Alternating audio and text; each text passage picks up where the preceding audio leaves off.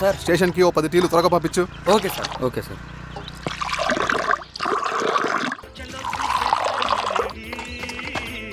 రెడ్డి గారు, బయట ఊరు నుంచి కూలి వాళ్ళని తీసుకొస్తే ఇక్కడ ఊరోళ్ళు ఊరుకుంటారా? గొడవలకు వస్తారండి. నాకు లా అండ్ ఆర్డర్ ఇష్యూ అవుతుంది. వాళ్ళు గొడవకు దిగితే మేమన్నా వాచమలమా? ఏం చేయాలో మాకు తెలుసు. చుండూరు, కారంచెడు, పదిరికుప్పం, నీరుకొండల్లో ఏం జరిగిందో ఈ ఊర్లో కూడా అదే జరుగుతుంది. మీరు ఇలా ఆవేశపడితే ఎలా రెడ్డి గారు? మీరైనా చెప్పండి ఈశ్వర్ రెడ్డి గారు. ఏం చెప్పమంటావు గిరిధర్? వాళ్ళు ప్రతి సంవత్సరం ఇలా పెంచుకుంటూ పోతూ ఉన్నారు. ఈ సంవత్సరం 50, వచ్చే సంవత్సరం ఎంతని ఎవరికని వాళ్ళు అడిగిందంతా ఇచ్చుకుంటూ పోతూ ఉండాలా మేము? వచ్చే సంవత్సరం పెంచర్లేండి సార్. సరే, అలాగని వాళ్ళని రాసివ్వమని చెప్పండి, అప్పుడు చూద్దాం. వీరస్వామి, ఆ నరసింహ గారిని పిలువు. సార్, నరసింహ గారు సార్ పిలుస్తున్నారు. నమస్తే సార్. నమస్తే, కూర్చోండి. Sir tea. నమస్కారం. నమస్తే సార్. టీ అందరికీ ఇవ్వు. చూడండి నరసింహ గారు, మీరు అడిగింది ఇవ్వటానికి వాళ్ళు సిద్ధంగా ఉన్నారు. కానీ వచ్చే సంవత్సరం మీరు కూలీల రేటు పెంచబోమని హామీ ఇవ్వాలి. వచ్చే సంవత్సరం మిగిలిన వస్తువుల ధరలు పెరగవని మీరు హామీ ఇవ్వండి, అలాగే మేము ఇస్తాం. మేము అడిగింది మీ చేతిలో ఉంది, మీరు అడిగింది మాత్రం మా చేతిలో లేదు. వాళ్ళ చేతిలో ఉంది సార్, అంతా అన్నల చేతిలో ఉంది. సార్, వాళ్ళెవరో మాకు తెలియదు. మేమెవరి చేతుల్లో కీలువమనం కాదు. ఇది మా రైతు కూలీలందరం కలిసి సమిష్టిగా తీసుకున్న నిర్ణయం. చిన్న చిన్న అవసరాలకు అప్పులు తీసుకున్న పాపానికి మా భూముల్ని బలవంతంగా గుంజుకుని మా పొలాల్లో మమ్మల్నే కూలీలుగా మార్చారు వీళ్ళు. భూమి మాది, పని చేసేది మేము, పండించేది కూడా మేమే. అవన్నీ మీ పార్టీ మీటింగ్ లో చెప్పుకోండి, వింటారు. కూలీ డబ్బులు ఇవ్వడం దయాధర్మం కాదు, మీకు తోచినంత ఇవ్వడానికి అది మా హక్కు. మేము అడిగింది న్యాయబద్ధంగా ఇవ్వకపోతే మీ పొలాల్లో ఒక గింజ కూడా రాలదు. పండిన పంటనంతా కాకులకి గద్దలకి వేసుకోవాల్సి వస్తుంది. ఇక దీని మీద చర్చ అనవసరం. వస్తాం. నరసింహ గారు కొంచెం ఆగండి సార్, మీరైనా కొంచెం చెప్పండి సార్. కొవ్వెక్కిన ఎండ్రకాయ కన్నంలో ఇరుక్కుందంట. దాన్ని బయటికి ఎలా తీయాలో, కోసి కూర ఎలా వండుకోవాలో మాకు బాగా తెలుసు. అరే పదండి బాబాయ్.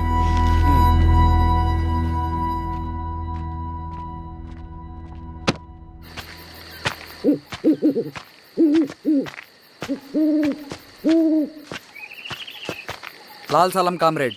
లాల్ సలాం. ఇంత పొద్దున లేచారంటన్నా? విప్లవకారుల జీవితాలు ఇంతే కదా రవి. 15 ఏళ్ళుగా ఇదే జీవితమే కదా బతుకుతున్నాను. ఎటువైపు నుంచి ఎవడొచ్చి అటాక్ చేస్తాడో తెలీదు. పరిగెడుతూనే ఉండాలి. ఈ అడవిలో కడుపు నిండా తిండి, కంటి నిండా నిద్ర కూడా ఉండదు. ఒక్కొక్కసారి తాగడానికి చుక్క నీరు కూడా దొరకదు. 2 పుస్తకాలు, ఒక కిట్ బ్యాగ్, అందులో 2 జతలు, ఒకటి ఒంటి మీద, ఇంకోటి దండం మీద. ఇవే మనకున్న ఆస్తి. ఒక్కొక్కసారి ఇవి కూడా ఉండవు.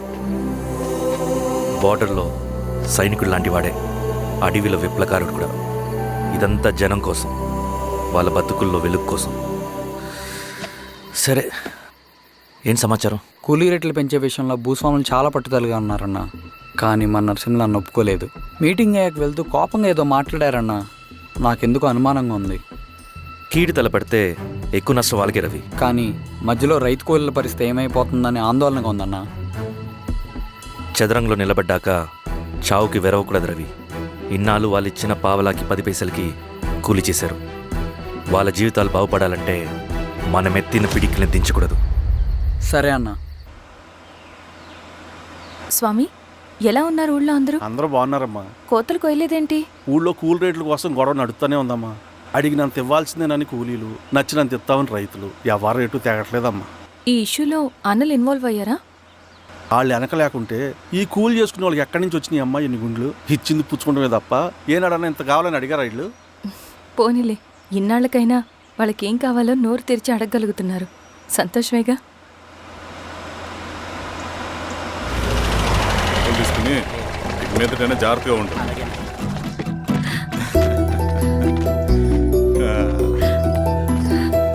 బాగున్నావమ్మా?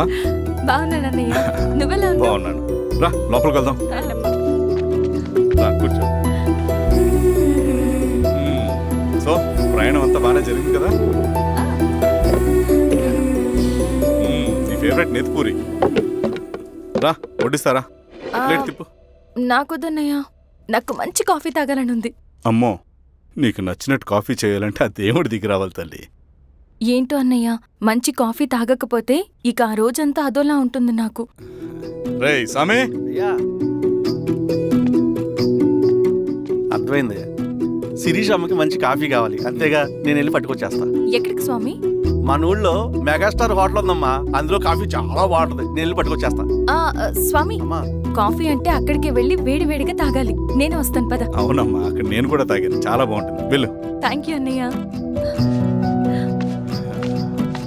ఆడుతూ పాడుతూ పని చేస్తాం.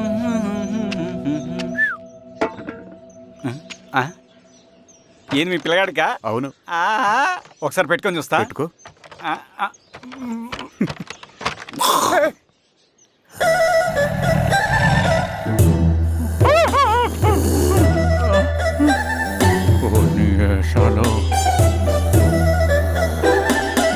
బట్టలు చూడండి, బట్టలు లేకుండా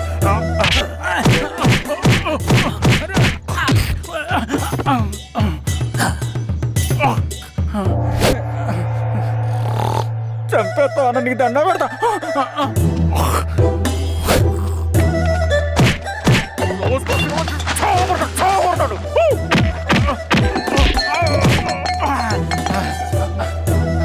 నేనన్నా బొట్టుని ఏందన్నా నన్ను చంపుతా ఏంది?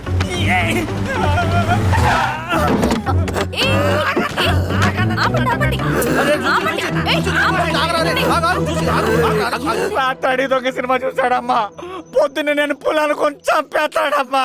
రేయ్, మేడం మంచి కాఫీ పెట్టు. ఎలా? మేడమా? అయితే మేడంకి స్పెషల్ కాఫీయా? ఓకే. అమ్మా ఆడికి చిరంజీవి ఇచ్చి. పిచ్చా? కాదమ్మా, ఫ్యాను. రండమ్మా కాఫీ తాదు కానీ. కూర్చోండి అమ్మా. ఏంటి స్వామి ఇతను? చాలా మంచోడమ్మా, మెగాస్టార్ సినిమాలు చూసిన వాళ్ళు అయిపోతాడు. స్వామి, అమ్మా ఈ కాఫీ నేను ఎక్కడో తాగాను. మేడంకి స్పెషల్ కాఫీయా? ఏయ్, చూచి. మళ్ళా అక్కడికా? పద మేడం మందులు రాసుకో చూచి. Thank you. పద కూర్చో.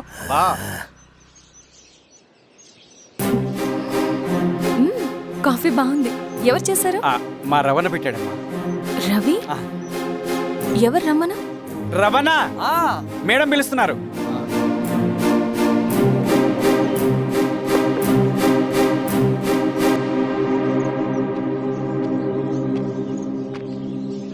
ఇతనే రవణ. శిరీష, మీరా? రవి, నువ్వేంటి ఇక్కడ? కాఫీ బాగుందా? చాలా. అది కాదు రవి, నువ్వు ఇక్కడ. ఈ హోటల్ మనోల్దే. మన ఫ్రెండ్స్ అందరు బాగున్నారా? చాలా బాగున్నారు. అవును, మీరేంటి ఇక్కడ? ఏమైంది అన్నా, అన్నా ఏమైందన్నా? అన్నా? లే అన్నా. స్వామి, త్వరగా కారుతా. జాగ్రత్త. అన్నా, త్వరగా పట్టి తీయనా. అన్నా, త్వరగా పోనీ. పద.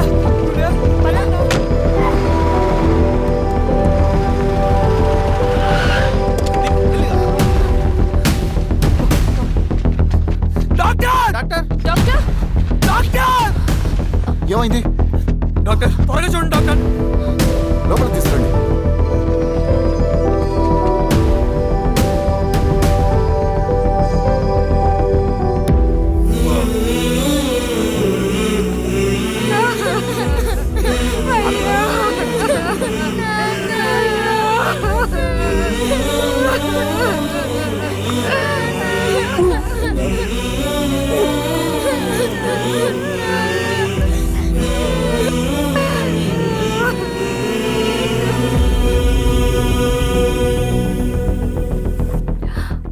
ఎలా ఉంది డాక్టర్? డాక్టర్ చనిపోయాడమ్మా.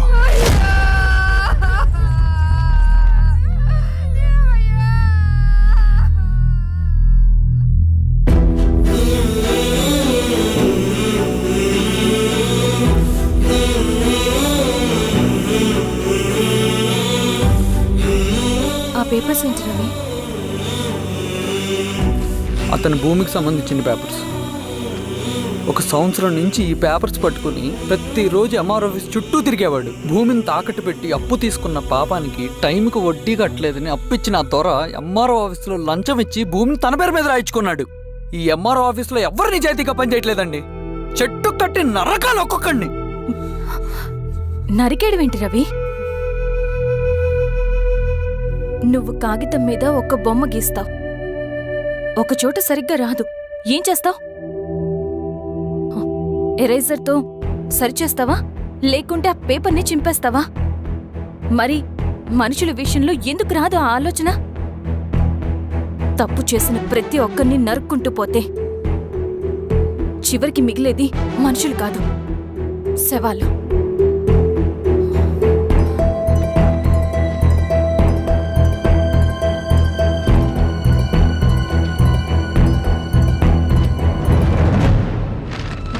పదరవి రా.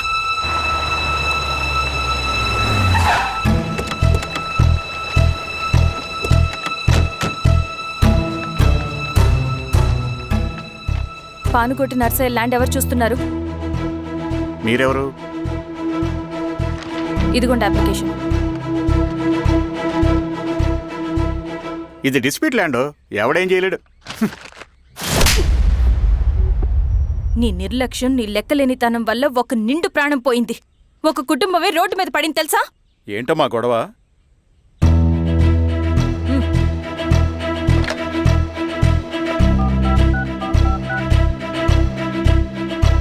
Hello sir.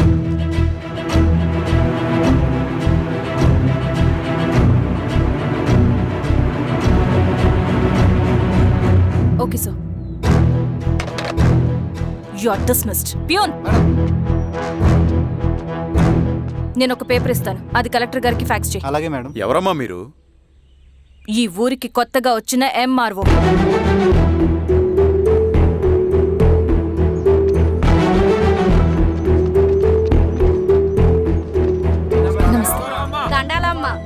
మీ పరిస్థితులు నాకు తెలుసు. పని చేస్తేనే మీకు పూట గడుస్తుంది. పనులు మానుకుని మీరు ఈ ఆఫీస్ చుట్టూ తిరగాల్సిన అవసరం లేదు. మరి ఎట్టాగమ్మా? నేనే మీ ఊరొస్తాను. ఆ రోజు అరగంట వీలు చూసుకుంటే చాలు, మీ పని పూర్తయిపోతుంది. దండాలమ్మా.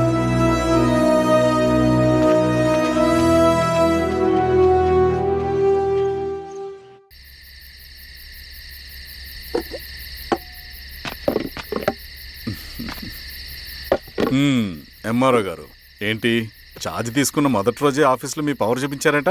అన్నయ్య, నువ్వు సస్పెండ్ చేసిన వ్యక్తి నా దగ్గరికి వచ్చాడమ్మా. పాపం కన్నీళ్లు పెట్టుకున్నాడు. అతడి వల్ల నష్టపోయిన ఒక వ్యక్తి నా కళ్ళ ముందు చనిపోయాడన్నయ్య. కన్నీళ్లు ఎన్నిసార్లు తుడుచుకున్నా పోతాయి, కానీ వీళ్ళ నిర్లక్ష్యంతో పేదవాళ్ల ప్రాణాలే పోతున్నాయి. అన్నయ్య, మనూరి సమస్య పేదరికం కాదు, నక్సలిజం. నాలాంటి ప్రభుత్వ ఉద్యోగులు వాళ్ళ డ్యూటీలు సక్రమంగా చేయకపోవడం వల్ల విసిగిపోయిన జనం అడవిలో వాళ్ల హెల్ప్ తీసుకుంటున్నారు. ఒక వ్యవస్థ ఇక్కడ సరిగ్గా పనిచేయనందుకే మరో వ్యవస్థ అక్కడ పుట్టింది. అందుకే నా పన్నం చేయనివ్వండి. స్నానం చేసి రండి, భోజనం చేద్దాం.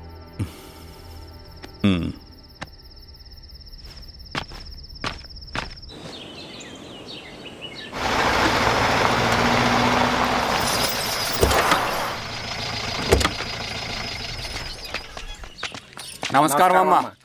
నమస్తే. ఇలా రండి. మీ ఊరు నుంచి కొందరు ఎంఆర్ఓ ఆఫీస్లో అప్లికేషన్స్ ఇచ్చారు. తను వాళ్ళ పేర్లు చెప్తారు, వాళ్ళని పిలవండి. అలాగే మేడం. వెళ్ళండి. Madam, coffee. నువ్వెప్పుడు వచ్చావు రవి? మీరు గంటకోసారి కాఫీ కావాలంటారు కదా, మాటి మాటికి వెళ్ళి రావడం ఎందుకని వచ్చేసా.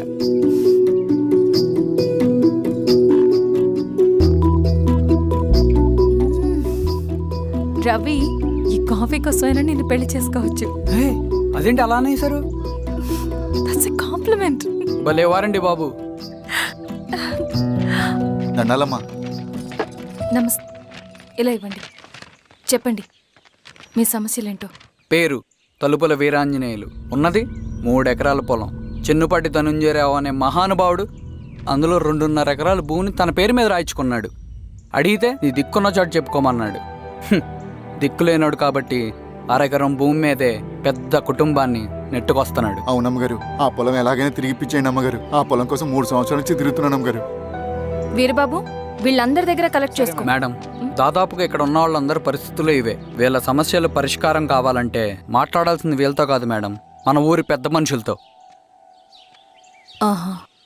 ఇందు మూలంగా 50 మంది గ్రామ ప్రజలకి తెలియజేయండి ఏమనగా, శ్రీరామగిరి గ్రామ పంచాయతీ మోతుబరి రైతులు, సన్న చిన్నకారు రైతులందరూ రేపు ఉదయం 10 గంటలకి ఎంఆర్ఓ ఆఫీస్ దగ్గరికి రావాలా.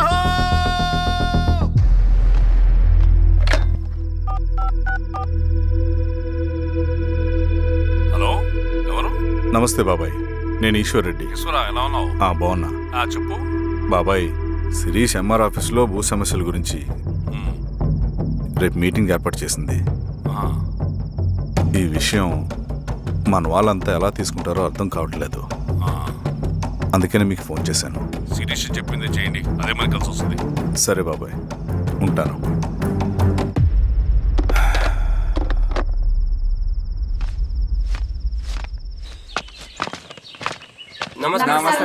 నమస్తే అమ్మా. కూర్చోండి.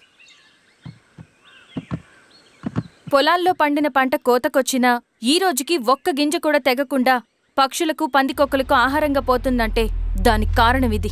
ఈ ఊరికి పట్టిన దౌర్భాగ్యం మీరు చేసిన అక్రమాల చిట్టా. కడుపు మంటతో ఉన్నవాళ్లు మీరు చెప్పిన కూలీకొచ్చి ఎందుకు పనిచేస్తారు? దౌర్జన్యాలు చేసి దిక్కున్న చోట చెప్పుకోమన్నారు. ఇప్పుడు అడవే వాళ్ళకి దిక్కైంది. అది ఎవరి తప్పు? మొత్తం 100 ఎకరాల పైచిలుకు భూమి వాళ్ల దగ్గర దౌర్జన్యంగా లాక్కుని ఇన్ని సంవత్సరాలుగా మీరు అనుభవిస్తూ ఉన్నది. మీ అంతట మీరుగా తిరిగిచ్చేస్తారా, లేదా చట్టం ఎలా పనిచేస్తుందో మీకు చేసి చూపించమంటారా? అలా చేయండి మేడం. నువ్వు ఆగవయ్య నరసింహులు. ఏం చేయాలో మా ఎంఆర్ఓ గారికి బాగా తెలుసు. అట్టా కానివ్వండమ్మా. ఇస్తే మీ పొలాలు ఇవ్వండి, మా వివం. మీ పేరేంటి? సామిరెడ్డి. రూల్స్ ప్రకారం వెళ్తే మీ మొత్తం పొలం పోతుంది. కూర్చోండి. సామిరెడ్డి కూర్చో.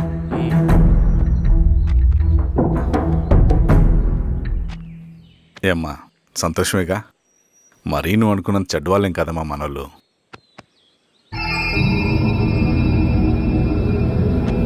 పదనాన్న. నమస్తే. పెద్ద ఆయన చెప్పాడు, అంతా మన మంచికే.